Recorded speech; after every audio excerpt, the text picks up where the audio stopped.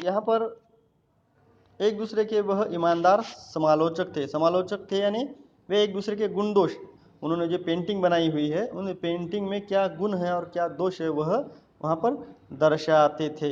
मतलब हम भी हमारे मित्रों को, सहेलियों को क्या करते हैं, आपने जो कुछ काम किया है वह कैसे लग रहा है, अच्छा है बुरा है, यह पूछते हैं। मतलब समालोचन के रूप में उनके साथ उन्हें हम देखते हैं। तो वही यहाँ पर रज़ा साहब और सुजाता बजाज जी एक दूसरे के समालोचक थे। हमने मुंबई, लंदन, पेरिस और न्यूयॉर्क में साथ साथ प्रदर्शनियाँ की, पर कभी कोई विवाद नहीं हुआ। यह उनके स्नेह व अपनेपन के कारण ही था। मतलब देखिए यहाँ पर सुजाता बजाज जी भी अब एक अच्छी कलाकार है, वे भी उनकी प्रदर्शनियाँ रखती थी और रज़ा साहब भी उनकी प्रदर्शनियाँ रखते थे। मतलब वैसे देखा जाए तो एक दूसरे के साथ अब उनकी कंपटीशन चल रहा था। सुजाता बजाज को किसने हौसला दिया, रज़ा साहब ने दिया।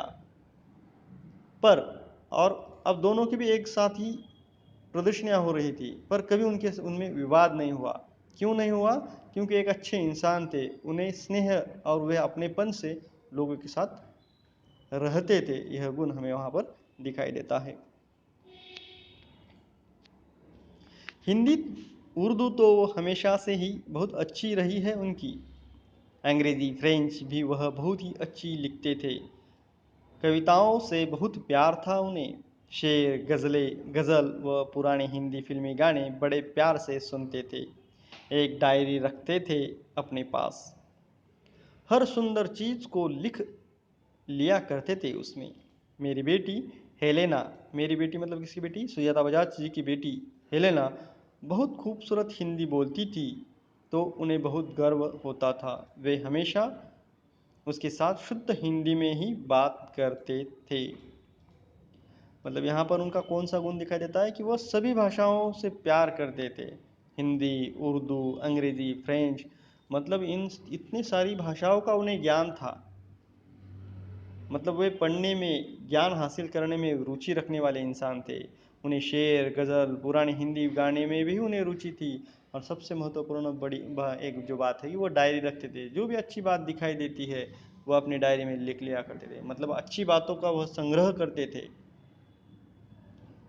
और उनकी जो बेटी है हेलेना, सुजाता बजाज जी की, उसके साथ उन्हें हिंदी बोलने में बहुत ही आनंद होता था। हमेशा उसके साथ वो क्या करते थे, हिंदी में ही वार्तालाप करते थे। मतलब छोटे से छोटे उम्र के साथ और बड़े से बड़े उम्र के साथ भी वह आराम से क्या हो जाते थे, घुल मिल जाते थे सबके साथ। उतने प्रेम से, स्नेह से वे सबके साथ सरोकार रखते थे, सबके साथ मिलनसार उनका स्वभाव था। रजा साहब को अच्छा खाने का बहुत शौक था, पर दाल चावल, रोटी, आलू की सब्जी में जैसे उनकी जान अटकी रहती थी। अटकी यानी मतलब बहुत रुचि थी। किस में रुचि थी? दाल चावल, रोटी, आलू की सब्जी में उन्हें बहुत रुचि थी। खाने के तो वो शौकीन थे, पर उसमें से उन्हें यह खाना सबसे प्रिय था। मैं हफ्ते में एक बार भारतीय शाकाहारी खाना बनाकर भेजती थी उनके लिए, उनके फ्रांसीसी दोस्तों के लिए। रज़ा साहब के कुछ पुराने फ्रांसीसी दोस्तों को उनके जाने की खबर देने गई, तो फिर से एक बार उनकी दीवारों पर रज़ा साहब की काफ़ी सारी कृतियाँ देखने का मौका मिल गया।